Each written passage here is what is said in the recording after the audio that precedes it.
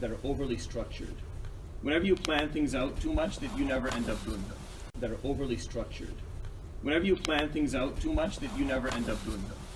They never work out like that. You want to study something, you want to go like this, nothing sticks. What sticks with you are the random pieces of information that come to you throughout your life. There's a way of playing soccer. It's not a way of playing soccer. It's actually a thing that it's way more spread now. But it started there. It's called tiki taka. Ever heard of it? Mm. So it's just random passages, just random movements that have a specific idea to them, where we just stay in communication. But there's really no clear plan for things, and somehow that works out. And the reason is because the human brain likes a challenge. If you structure things for the human brain too clearly, it gets bored and it stops. You have to give the brain a puzzle. You have to give the brain something to work with. Make it a bit challenging. Just give the brain something where it has to figure something out. Don't make it too easy and too clear. That's why when we go, and it's 1, 2, 3, 4, 5, 6, 7, memorize these. Your brain just no. I don't want. Why? Because there's nothing in it for the brain. The brain has nothing. There's no job for the brain to do. And you're saying what I'm saying here? It's too structured, it's too clear, everything. And that's how all science works, and that's how we're taught at school, and that's why no one does well at school. No one likes school, no one likes university. We hate it, and the reason is because everything is so bloody structured. But what you actually learn are those just random moments of knowledge, where someone says something or you experience something that stays with you forever, but you sat in the mathematics class every day for 15 years and you can't remember garbage. You can't remember anything from that. And why is it? It's because the brain gets bored. The brain needs something to play with. Give the brain something. Give it the pieces of the puzzle and ask it. Don't give it the pieces 1, 2, 3 where no. Just give it the random pieces and ask the brain to kind of figure them out, because you find joy. The brain finds joy in attaching the parts and coming and figuring things out. And that's why the Quran to me will always be enjoyable. The Quran is not overly structured to the point where it's boring. No, the Quran, you have to go figure it out a bit. you have to find what it's trying to say. You have to connect the dots in the Quran. You have to read this ayah and read this surah and put them all together. So it's not spoon feeding you everything, so that your brain dulls out and doesn't want to do anything anymore. And this is by the way, if you talk to educators, principals and people on the field will tell you that this is the problem with modern education. Has been the problem since they started schools, is that we over structure things for students, and it's all spoon fed, and students get bored because their brains aren't stimulated. There's nothing. They're not figuring anything out. Right? There's no mystery to anything. They don't feel like they discover things. That's why there's so many different movements today in terms of education, where they don't really come and teach them. I don't know what's called in English. Pythagoras, for example. Yeah. So the law, the right angle triangle. So instead of teaching them that, you just give them the triangle and say, see if you can figure it out. And just leave them for a while, and just maybe every once in a while throw a tool at them. And once they figure it out, they'll feel like, oh my God, like I'm a genius. Well, yeah, you're not really. But they'll never forget that. They'll never forget how to do it ever again. And their level of understanding of that law will be much more superior. When you teach them the law and teach them everything that comes with it, it makes perfect sense now. But because they've had to actually push their brains to work towards it. But when you spoon feed, here's the law, here's how it's applied, very boring, and the brain tunes out. Right? You can memorize, you can repeat it many times, but the brain's not happy with it because it didn't have to work. So the beautiful part of the Quran doesn't do that. The Quran is the structure is there. You just have to figure it out. So you have to go out and you have to look for it. And it's so complex and it's so well put together that reciting it and looking at it multiple times, you'll come up with multiple different findings that will all be correct and that will all have similar understanding, as long as you are capable of arguing in a structured way yourself.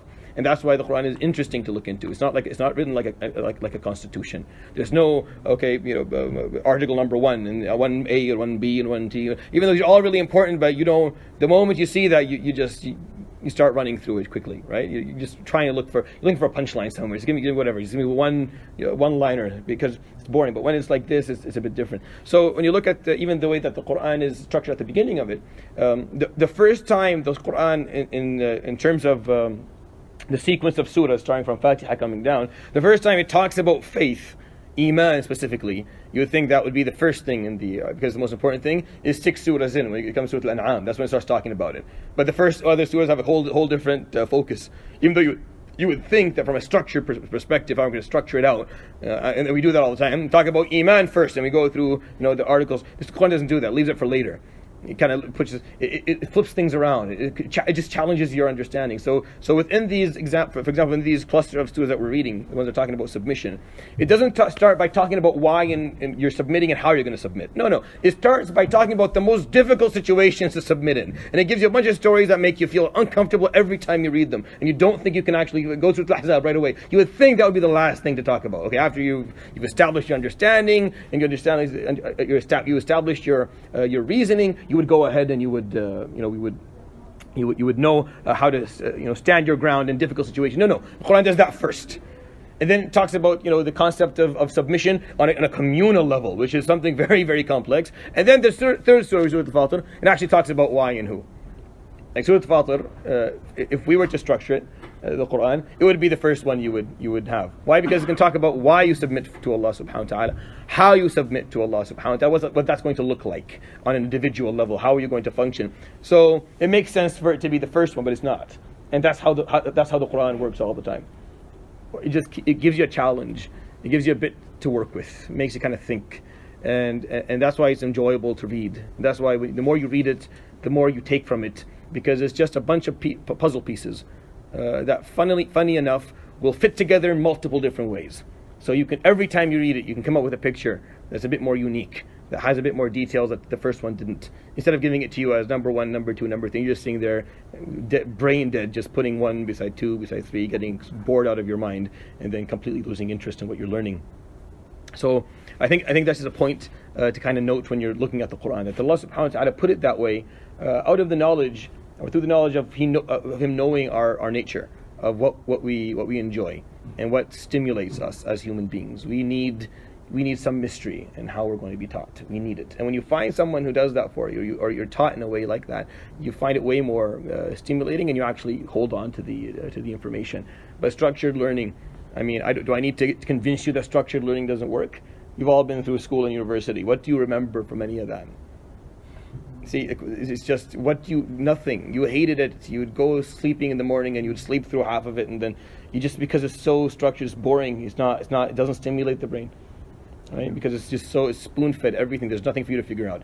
There's no personal, fingerprint that you can put on this. You can't add anything. There's nothing. You can't figure something out at a certain point and say, it's all there. Everything is there. So what's the point? What's the point of me participating? Like, it's all there. You just want me to memorize this and then regurgitate it on a paper at some point so they can give me a certificate that says that I sat through your boring lecture and didn't kill myself. That's basically what the certificate says. But does it actually say that you understand things? That you've gained a level of appreciation and of comprehension of this topic that allows you to draw parallels in your daily life and draw conclusions, and that's what not really.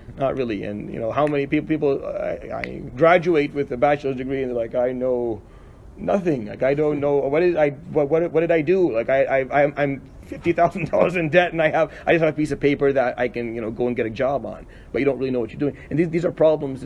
And why I'm bringing this up, because the Quran does it very differently. The Quran does not spoon feed anything. The Quran gives you all the information in a random way, not fully random, but to a certain extent. And it asks you have to go figure it out. Go look through it all, connect the dots, come up with your own understanding, figure things out. Isn't it interesting that 1400 years later, people are still figuring things out in the Quran? People are still reading something like, look, did you notice that? And you're like, no, my God, no one noticed that. Like, out of 1400 years of scholars and scientists of the Quran, and you'll figure something out that no one actually even looked at. And you'll go into Tafseer, the books of Tafseer, and you'll read all of them, and not one person even thought of it. Right? Isn't that's cool? That there's a potential for that in the Quran every day. There's a potential of you looking at something and figuring something out that people will need, a piece of information that will benefit you in your life and benefit others as well. Imagine if it was dead boring. It was just a bunch of, well, it was done before, right? Musa alayhi salam was given the commandments, just 10 laws. That didn't work very well. Not many people engaged in that, but the Quran is very different. The way that it comes through things is very different, and I find it to be very beautiful and very engaging. So Surah Fatir is the third surah in this cluster of surahs, but from a structural perspective, it should have been number one. Not should have been, but we feel like that would be a number one surah. Why? Because it can tell you, okay, submission. I talked about that. The concept of it. That's what Islam actually means. But why would we submit to Allah subhanahu wa ta'ala? I never brought that up. I kind of left it because I knew it was going to come here. Why would you do it? I told you you should never submit to another human being, right? You never submit to anyone. It's only Allah subhanahu wa ta'ala. But we never really talked about why is it only Allah. Why even Him? Why give up your free will to anyone? Right? We talked about you don't give up your free will. This is the most precious thing that you own is your free will, your ability to make decisions. That no one's controlling, no one can force you to do anything. That's the most precious thing that you own. Everything else is garbage. It'll come and go. One day you'll have a lot, one day you won't have much, but you'll always have your free will, and that's you. And that is the most precious possession that you own. So you don't give that up to anyone. No one gets to dictate that part. They can dictate a lot of other stuff, but not that. Except for Allah subhanahu wa ta'ala. You give up your free will to His will. That's a big deal. That's a big decision. He appreciates that when you do it. Meaning that's what He called Islam. Islam is submission. You're submitting to Him. And if you do it, it means a lot to Him. That's why you're going to get extremely rewarded at the end, because that's a big deal that you could do it. But the question is, why would you do it even for Him subhanahu wa ta'ala? Why even for Him? Why not just sanctify and holify that concept and not give your free will up to anyone, not even God? Well, he's going to argue for you why you should do it for Him. He's going to tell you, okay, this is why you should do it for me. Do it for me because of a bunch of other things, and then He'll tell you how, and then He'll tell you what happens if you do and what happens if you don't. That's what Surah Fatir is. Very simply. It's very beautiful. It's very and is extremely deep. Every ayah in it is just is worthy of I have a lot of explanation, and I'll do my best to shed as much light as I can on it. So that's basically the idea. Surah Fatir is, of course, a Mekki surah. If you go through the surahs that we're going, we were embarking on reading, Ahzab, Saba, Fatir, Yasin, Safat, Sad, and Zumar, all out of these 6, the last 6 are all Mekki. Only Ahzab is Madani. So even in time sequence, Ahzab should have been last, but it was there first. And it's put there first, right there. It's staring you in the face, making it very difficult for you at the beginning, and then kind of threading things out differently. And that's just how the Quran does things. It's always there to kind of put a little bit of shock into things, make you think, make you feel challenged, make you feel scared, make you feel uncomfortable. It's fine. It's the whole point of it. If it doesn't do that, then you're not grasping it properly. So we'll start with Surah Fatir, inshallah, recitation, and we'll explain as much as we can. أعوذ بالله من الشيطان الرجيم. بسم الله الرحمن الرحيم. الحمد لله فاطر السماوات والأرض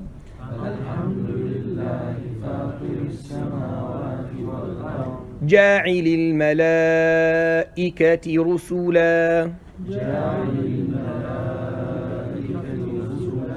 رسلا أولي أجنحة مثنى وثلاث ورباع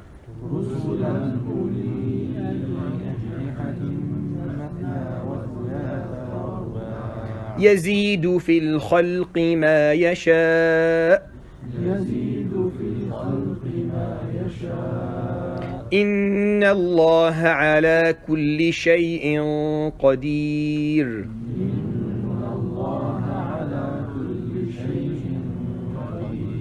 ما يفتح الله للناس من رحمة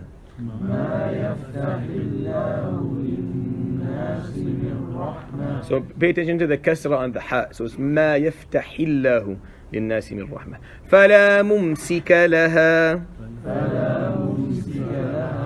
وما يمسك فلا مرسل له من بعده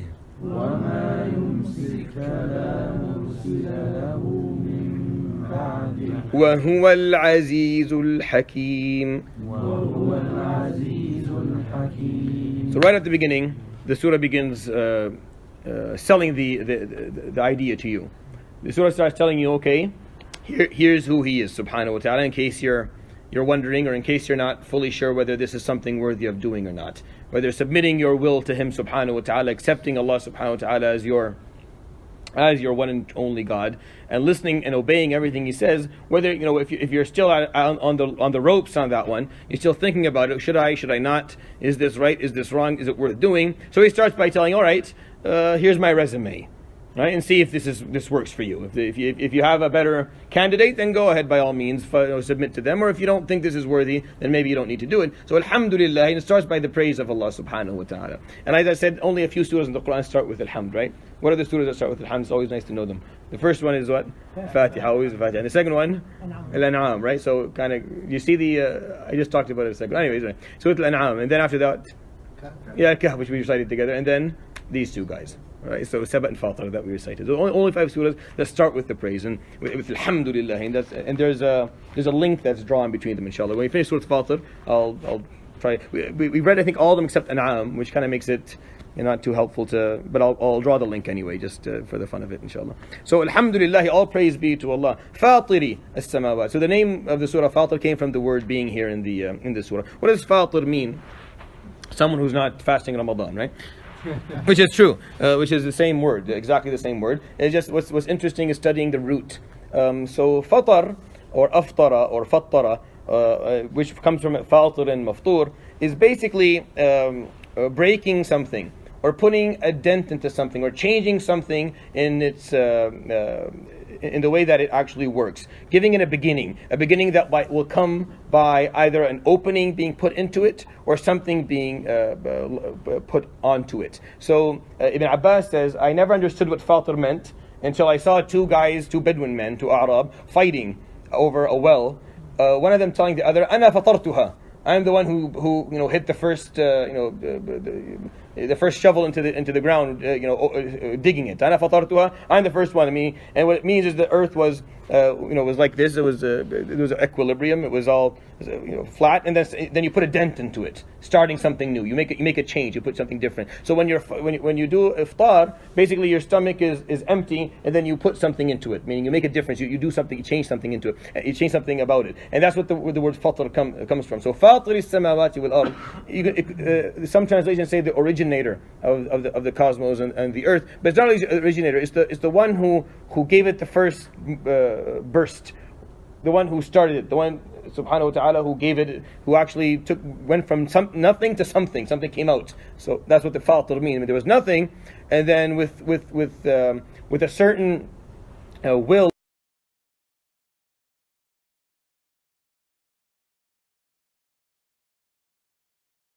or a certain method, something came. So it changed the nature of what you were looking at. The nature, it was nothing, and then something came in. So again, the stomach is empty, fatar. Now something's there. The earth, it was all flat, and then now there's a dent in it. So something. It's always a sudden change of the nature of something that you're looking at. So fatir as-samawati wal ard. There was nothingness, and then suddenly something came to be. What's the difference between creation?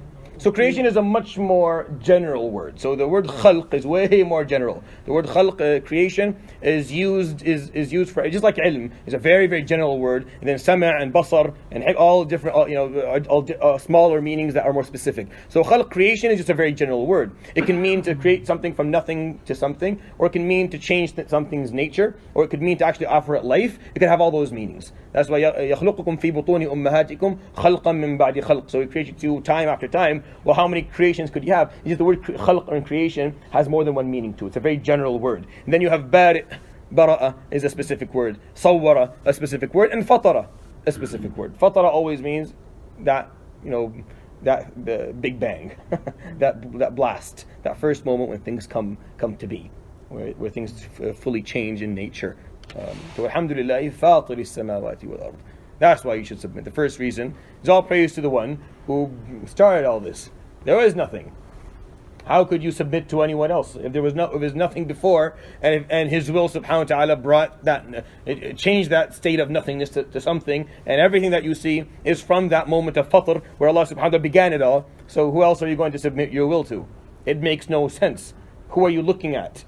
Who are you interested in? Everything you're looking at are just the results of that moment where He fatar subhanahu wa ta'ala, where he began everything, where He originated it all, with whatever method He did subhanahu wa ta'ala. So that's the first one. Second point, جَاعِلِ الْمَلَائِكَةِ رُسُلًا. He is the one who made the angels messengers. Now the angels, historically, within the Abrahamic faiths and other faiths as well, have always served different purposes.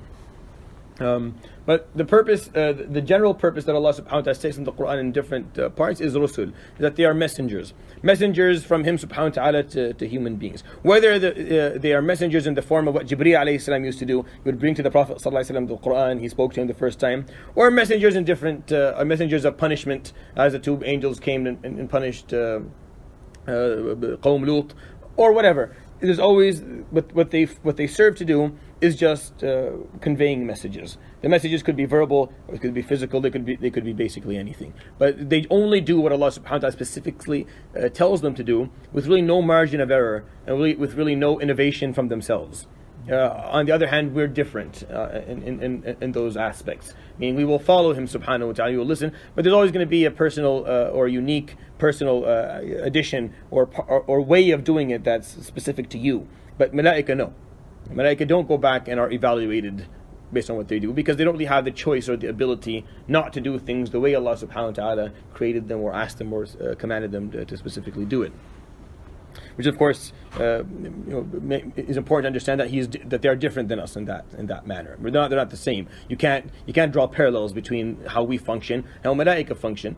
They're just different. They're different types of creations with different purposes of being created and with different ways of existing altogether. But what the ayah is saying is He created the malaika to be messengers. Uli ajniha. And this is the only place where the Quran talks about it.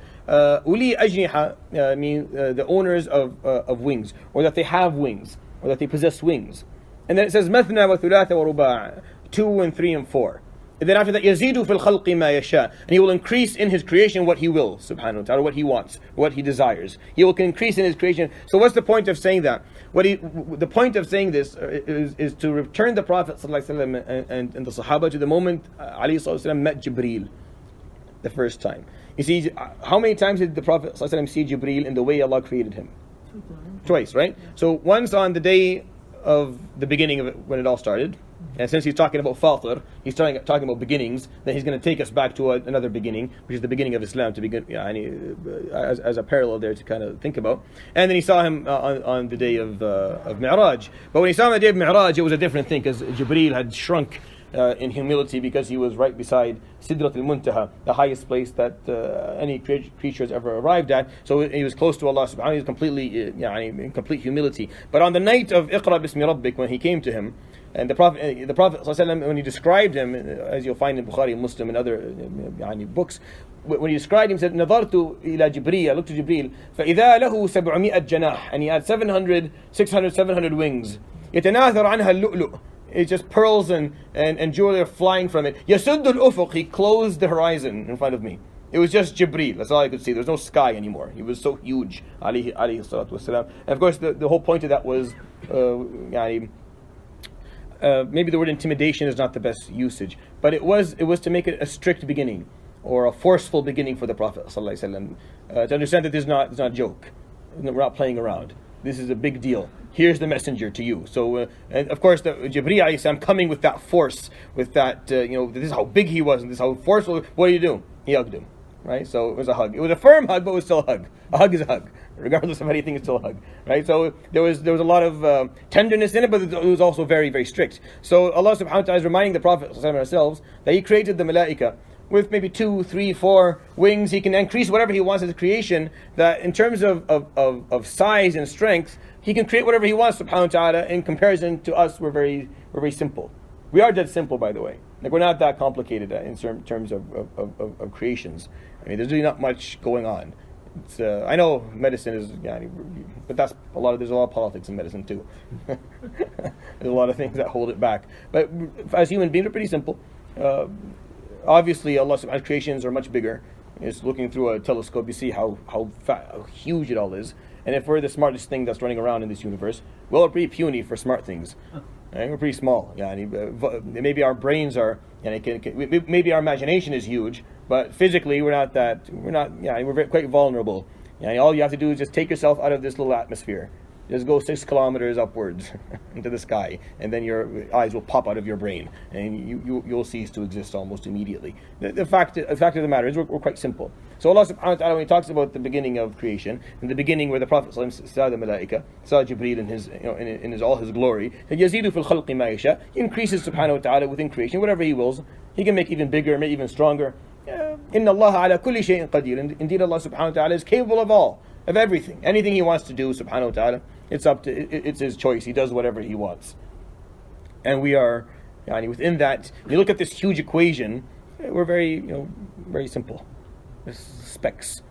Our solar system is just a speck of dust within this huge universe around us. We're basically undetectable. It's so very difficult, so small. Yet Allah subhanahu wa ta'ala, because it's not about size, because for Him it's not about size, obviously, He gave you a mission, He gave you a purpose, and He is requiring you, hoping that you take it seriously and you walk with it. And then things will change for you after that. You will evolve from this simple form of life that you're in. You'll evolve into something bigger and something much more amazing. So where you learn and see and appreciate and experience something that's different. It's just a matter of, are you capable of making some sound decisions for the 60, 70, 80 years that you have ahead of you. It's just 80 spins around the sun. You're on here for a ride. We're just here for a ride. We're going to spin around the sun a couple of times and then we're going to perish. And everyone around here, tops, if you're lucky, go for 100 spins. First 20 don't count, last 20 definitely don't count. All right? So your best case scenario, you're spinning around for 60 spins. If you take your kid to Disneyland, 60 is not enough for him. On any ride he goes on. You're here for 60 spins. Count them. From this, you can count it from now. We're at a certain point from the sun. Next year, we'll be at the same point. That's the first. That spin's gone. Do it again. Count 60, and you'll be over. And then you'll just be okay. Let's see what you did. See how it worked out. See, are you worthy of an evolutionary step that's beyond your wildest imagination, or are you going to stay where you are?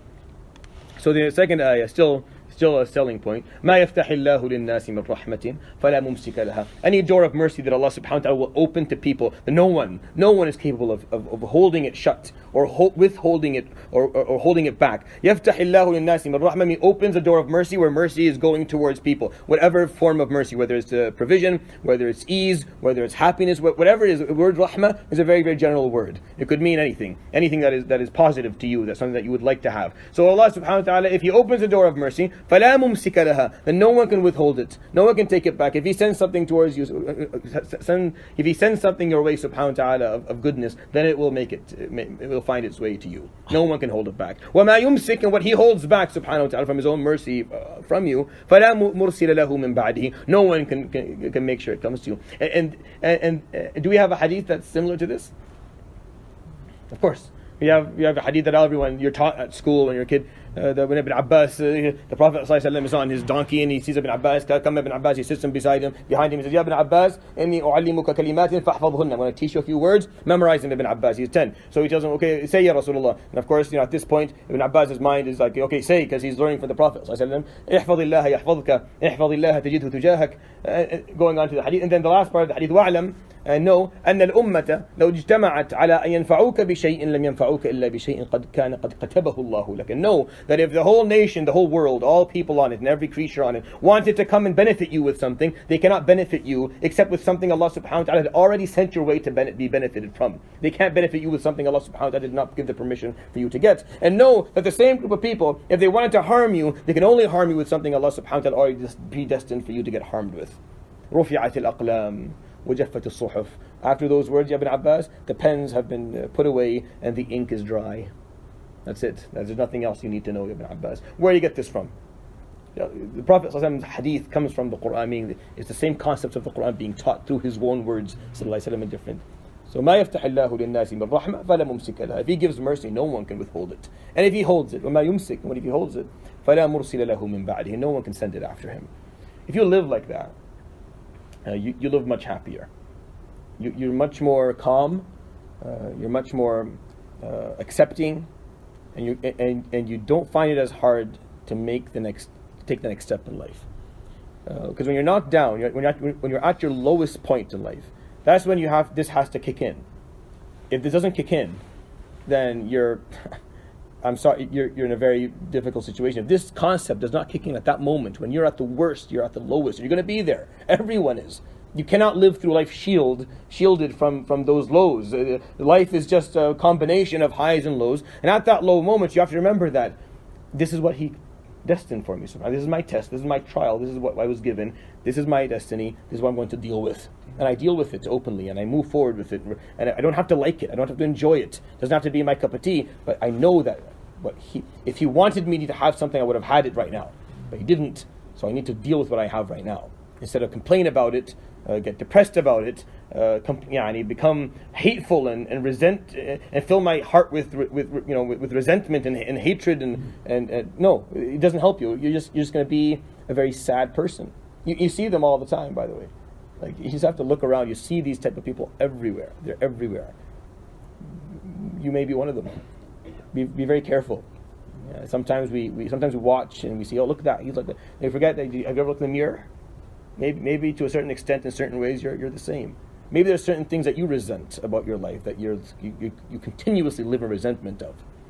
You hate that this happened. You've never forgiven it. You've never dealt with it. You've never been okay with it. You've never taken it as a lesson to improve things. You just keep on hating it, or hating the person who was a part of it, and you couldn't let go. And you're walking around preaching. Right? Allah, if He sends, then you get, and if you don't, but you're doing the same thing just on your own with your own little story. You have your own little thing that you're holding on to that you're not letting go of. Yeah. Sorry, I got a question though. Yeah. I was talking about this with somebody else recently, and they had a good point. And for an example, if a woman goes through a miscarriage, Yeah. right, it's very difficult. So there's that time for healing at the beginning. Yeah. But then sometimes people come in from the outside and say, they push this concept on them very early on, and it's like, oh, Allah this and that. Yeah. But then they develop a resentment towards Allah because that was what they were told like very soon after. Sure. Well, the thing is, it's a classical problem of taking what you read in the Quran so that the other guy can do it. Right? Like, I'm learning this so I can tell you what to do. No, you learn what's in it so you can do it. Your job is not especially when you're counseling someone, or you're see, we sometimes we misunderstand our roles in life. If you are to someone a spiritual and religious leader, then yes, you should remind them of that, because they'll listen to you, because that's what you are to them. But if you're not, if you're just a friend, then why are you playing the role of a religious leader to them? Come and console them, make them feel better about things. Say something kind, say something nice, make them feel. Don't preach. If you're not viewed by the person in front of you as a preacher, then don't preach. It's very simple. I don't preach to my dad. I can sit down and talk to hundreds of people, but I won't preach to my dad. That's dumb, because I'm not a preacher to him. I'm just, the kid who used to, poo himself, and he had to pick it all up. And I was a guy who took his car and drove it in the middle of the night and had to go find me in a ditch somewhere. That's what I am. I'll always be like that. And that's fine. Accepting that is important for me. I'm not going to be a preacher to my father. So if he's in pain, I'm not going to tell him, this is what Allah subhanahu wa ta'ala said, you should be better, you should listen, you should accept. That's dumb. I come and I stand by him, I just support being. So those who come and say to someone who's in agony, remind them of the fact that even though it's a true fact that yes, this is what Allah subhanahu wa ta'ala destined upon you, are you the right person to say this to them? Is that your job, or are you there just to support them? Just to make them feel better, just to raise their morale a bit, and let the preacher do the preaching. Let those whom they listen to do that part. But we always mix up our roles. We don't know what our role is. I was just listening to it was a video that came up and made me laugh out loud, and I showed it to my mom. I think it's an Indian. I think he's a Hindu leader. I don't know. He was being interviewed somewhere. So he gave an example. It was really funny. I don't know what they were talking about. He was like, if you go to India, you find there's maybe 50,000 tea shops. You go into one of those tea shops, the guy there, if you ask him about the parliament, he'll tell you exactly who the prime minister is, what he's doing wrong, how he can fix it, the minister of education, what they're doing wrong. If you ask them about cricket, they'll tell you exactly how the batting technique this guy doesn't know how to bat properly. The only problem is he doesn't know how to make a good cup of tea. Right? Which is his only job. You need to understand what your role is in a certain position and do your job. Just do what you need to do. What is your job here? Identify your job very clearly. What am I to you and what am I to that other person? I have to know what my roles are, and I have to fulfill my role. I can't fulfill a different one. I can't try and come and do something different.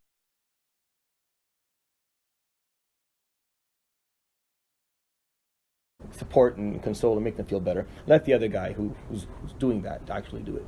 I'll give you an example of this. Abu Hanifa, and Nu'man radiallahu anhu, he was the imam of his time, not the imam of the city. He was the imam of his time. People in rows would stand in front of his masjid, hoping to get a glimpse of him, not to speak to him. And he wasn't arrogant. It was just he was one guy, and at that time hundreds of thousands of people wanted a moment of his time, and it was hard for him to do it. And everyone wanted to know what the fatwa is. They weren't interested in his students and what they had to say. They wanted what Abu Hanifa himself thought and regarding every aspect of the deen. And everyone was like that, except one person, his mother. His mother was not interested in him at all. His mother listened to a man, a different man, who went by a name of Hamad. I can't remember the last name. He was a knitter, so he was a kharraz. So he was just an old guy who had a shop who knit clothing, and he had some knowledge. And for her, that was the teacher that she would learn from. So if Abu Hanifa himself came to his mom and say, "Ya Ummi, this is haram," said, "No, go ask Hamad he's the one who tells me what's halal and haram." So Abu Hanifa would say that I would have to go to him and tell him, "Can you please tell my mother this so that we can get this done?" So he'd go tell his mother, and mother would be okay with it. And it's a classical example of that. His role wasn't, he was the imam of the world at the time, but not to his mom. He had to play the role he needed to play. And you're saying what I'm trying to say? It's just define where you fall, and then do what you need to do. And you'll find that you are very versatile. Allah subhanahu wa ta'ala created you in a very versatile way. I mean, you play a lot of roles.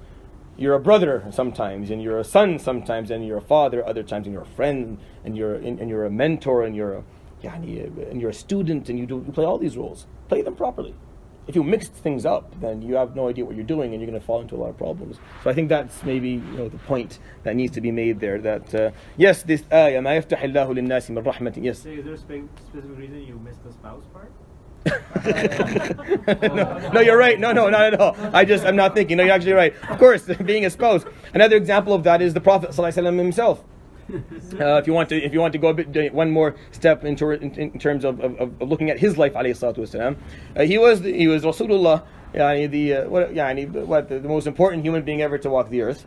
But to his wife, he was a husband, and she would get angry with him, and Aisha would get upset, and she would maybe have flip out and walk out, and the Prophet ﷺ would have to go and have to fix the relationship. Now, of course, this makes no sense to other people in the world, right? No, what are you talking about? Are you insane? This is Rasulullah. What are you talking about? So once Abu Bakr hears about it, Aisha غاضبت Rasulullah, that Aisha she had done something. She did something really bad. She spilled food that was sent from another wife. So it's a long story, but they had people in Aisha's house, and one of the other wives wanted to be a bit more. So she sent food. Right, and it wasn't proper because she has to make the food and put it in. It makes her look bad if there's no food. So she got really annoyed. So she pushed. She tripped the person carrying the food, and the food went all on the ground. Right, all in front of the men who were sitting inside, and everyone saw it. So the Prophet ﷺ said, غارت أمكم, your mother, Aisha al-Mu'mineen, all the writers of the Prophet ﷺ, al-Mu'mineen, mothers of the believers, غارت أمكم, your mother felt a bit jealous, and he sat down and he picked up all the stuff. Some of the guys in there, of course, weren't too helping. They went and told Abu Bakr. so Abu Bakr comes and he's upset, and the Prophet ﷺ is picking up all the broken pieces, and he's talking to Aisha, why would you do this? And Abu Bakr comes in and he says, you did this to Rasulullah in front of people. He wants to hit her. So the Prophet ﷺ stands in between Abu Bakr and Aisha, and he sends him out. And the Prophet ﷺ looks at Aisha, you see how I just I defended you. Do you see how I defended you, Aisha? So Aisha. Anyway, it's a long story. But the idea is the Prophet ﷺ himself was a husband, and he would tell Aisha, إني أعلم غضبك من رضاك. I know when you're happy with me and when you're upset with me. فقالت كيف يا رسول الله, how do you know? فقال إذا كنت راضية عنتي قلت ورب محمد. When you're happy with me and you want to emphasize something, you'll swear, you take an oath you'll say by the Lord of Muhammad. And when you're not happy with me, إذا كنت راضية مني قلت ورب إبراهيم, you'll say by the Lord of Ibrahim. And you فقالت نعم يا رسول الله أهجر إلا اسمك, I only leave your name when I'm upset. Anyways, it was again his role as a husband. He couldn't play prophet with his wife. It just doesn't work, and he didn't. That's the interesting part. He didn't. He was a husband at home. Just like every other husband, clean the house, fight with his wife, make up. Life would go on. Just go through life normally. No big deal. And Umar ibn Khattab and Abu Bakr, they couldn't accept it. When they would hear about this, Umar al-Khattab, of course, a whole different level. He would come and tell Hafsa, if Aisha does it, well, I'll tell you for two reasons. First of all, her father is better than yours, and second of all, she's better than you. So if she does that, that's fine. But if you do it, I will do this and this to you. And the Prophet would come and say, Ya Umar, leave the close the door, and calm Hafsa down. Don't listen to him. It's fine, because they would do stuff like that. But again, he's a father, and he can't understand that. You don't see Rasulullah the way I see him. No, because I'm his wife and he's my husband, and you're a different. It's a different dynamic altogether. Now, however, did the Prophet ﷺ take offense of that? Like, would he feel offended that Aisha and Hafsa and Salama, didn't necessarily treat him and speak in the same way? Maybe no, not at all. Of course not. He's just like his daughter. Would speak to him, just like his grandchildren, just like it's different, it's because he understood that he had different roles to play, and he played those different roles with elegance and with respect, understanding that I'm not the same person to everyone. I'm not, and neither are you, and neither am I. It's okay. It's really no problem, Yani. It's actually what the word Khalifa means. I'm sorry, this is completely off the. I completely left the. I don't even know where we are anymore. This rant has taken us so far off. I have no idea where we are. The concept of Khalifa, meaning being stewardship and being the one who is responsible in the name of Allah subhanahu wa ta'ala on earth. One of the meanings of Khalifa is that you have more than one role that you play. You do more than one thing. Meaning, and that's why the hadith that talked about it, كُلُّكُمْ رَاعٍ وَكُلُّكُمْ مسؤول عن رعيته, all of you are stewards and all of you asked about what they were entrusted with. The example is a man in his home, a wife in her home, in her home, and a king with his kingdom. Meaning all these are different people playing different roles. It's not always going to be the same thing. It depends on where you are. What hand were you dealt? Look at your hand. These are the roles I was given, and these are the roles I will play. You can always you can always upgrade yourself. The harder you work, the more you go. You can get more roles. You can add to your hand. You can become better. You can reach out farther. You can do more. But you'll always have a bunch of basic roles that will never go away. You'll always be a son. Always be a sibling. Always be a father or a mother, inshallah, and a spouse, obviously, and a teacher, and an employee, and a friend. Right? And the friend. See, that's where I think that's where the biggest mistake is made. When we fail to function as friends, functioning as a friend. Friends, meaning, what's a friend? Just someone who's there to support you, to be there for you, not necessarily to preach to you, to teach you, to point out your mistakes. No, most of the time you're not necessarily looking forward to that right now. You just want someone who can listen, and that's a really critical and crucial role to play sometimes, understanding it. And then if you want this person to be helped, you can come and look for someone else who they may be a bit more susceptible to accepting help from in comparison to yourself. Anyways. Did you say about Khalifa? I missed that part. So the concept of Khalifa itself has the idea within it, within the meaning of the word, is the versatility of the roles that they play. The Khalifa is doing more than one thing. It's not just one thing. It's not just one role. It's actually having more than one role, doing more than one job at the same time, and understanding that you do. That's why the ultimate example of Khalifa in the Quran, I talked about this before, is Dawood alayhi salam. Dawood is the prophet whom Allah subhanahu wa ta'ala called Khalifa. We're going to talk about that in Surah Sad. Surah Sad has that. It was the first time they ever heard the word Khalifa, the first time ever revealed in Surah Sad, never before, and it was about Dawood alayhi salam. Why? Because if you take Dawood alayhi salam, break him down for a moment, Dawood was a king, he was a judge, he was a prophet, he was a husband, he was a father, he was a spouse, he was a son, he was an artist, he was an athlete, he was a war commander, he was a warrior, he was a scientist, he was an inventor, he did all these things. He played all those roles, alayhi salatu wasalam. And because he was that versatile in the nature of his life, he was called Khalifa, just for us to learn that look what he was able to do.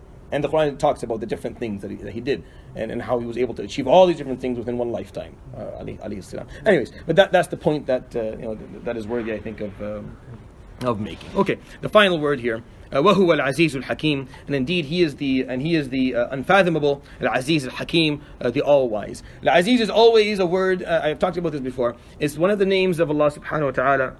Whenever you hear it, you always associate it with the fact that, with a couple of things. One of them, the best translation for me is that he is the unfathomable subhanahu wa ta'ala. You can never fully and truly understand everything about him subhanahu wa ta'ala. There's always going to be a point about Allah subhanahu wa ta'ala that you can't figure out, and that's okay. Even when you're in Jannah, you will see him subhanahu wa ta'ala, speak to him, but you will not be able to understand everything about him Jalla Jalaluhu, because he is God. Because there's certain things about the nature of what he is and who he is that you just can't grasp. There's certain parts, not a lot you can learn, well, certain things are just one step too far. That's why he's Allah subhanahu wa ta'ala. So Al-Aziz means you can't understand everything. You'll understand a lot of things. You will be extremely knowledgeable if you set out on a journey to do so. But certain parts of who God is just, that's why he's God. If you could figure him out, then he wouldn't be God anymore. Very simply. If you could figure God out, if you can understand everything, then you can just make another one. Yeah, exactly. So he's one point. You can't figure everything out. Once you can figure something out to its details, it's no longer, you're not surprised by it anymore, and it doesn't mean anything to you.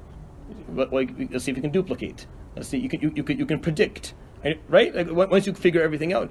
So Allah subhanahu wa ta'ala, you can't figure everything out. That's why He's Aziz, one of the most important, powerful, and names He has. Subhanahu wa ta'ala is Aziz, that He is unfathomable.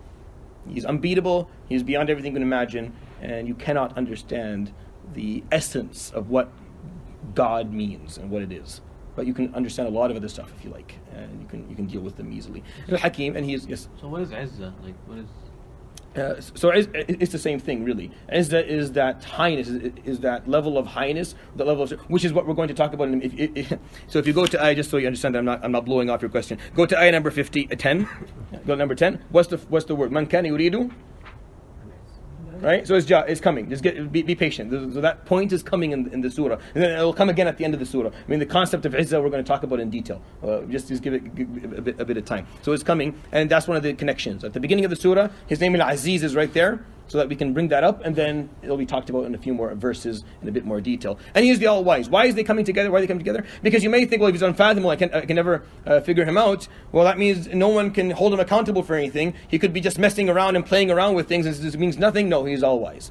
What he tells you to do and what he puts you at is full of wisdom. And you're not being yanked around for nothing. He is wise. So meaning that every command he gives you and every plan that is there is wisdom within it, and you will see it. If not now, maybe at a future time. What time is it now?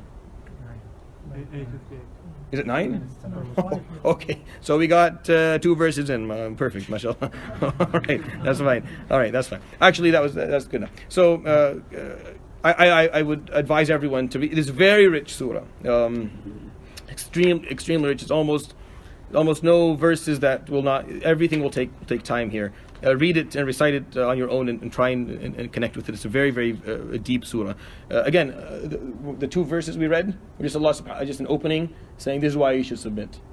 This is why, because and he's not done. Every couple of chapters he'll do it again. He'll give you another example. And this is why you should submit to him, because he is fatir as-samawati wal ard, because he's the one who initiated everything. There was nothing before this. He created the angels with all their glory. He can increase in the magnitude of their creation whenever he wants, subhanahu wa ta'ala. He is capable of all. If he gives something, no one can withhold it. If he withholds something, no one can give it. And he is the unfathomable, and he is the all-wise, subhanahu wa ta'ala. And then the first command right after it. So if you look at the ayah after it, it's Ya ayyuhan nas. Right? And it's not alladhina amanu. It's not all those who believe. No. It's Ya ayyuhan nas. It's all those. It's to humanity. That's why it's a Mekki surah, because it talks to all human beings. It doesn't talk to the believers specifically. And it gives out, we're going to have 2 commands within the ayah that will, within the surah that we'll talk about inshallah next time. We'll continue inshallah next week. So the timing is alright, 7 after Isha? We're good with that? Okay, inshallah. Subhanallahi wa bihamdihi, la ilaha illa anta, astaghfiruka wa atubu ilayk. Wa sallallahu ala Muhammadin wa ala alihi wa sahbihi. Jazakumullahu khairan. Is this going to be down here? Is it going to be down here? Yeah, do it. Now here's where the ladies can be a bit more closer if they want to, inshallah. If we sidetrack you enough during the halaqah, you'll stay longer. You did a good job. Keep doing it. Yeah. We'll learn more from Sheikh. It'll still finish at a certain yeah. We'll still finish it, inshallah. That's the best way to get the best out of it. That's the best way to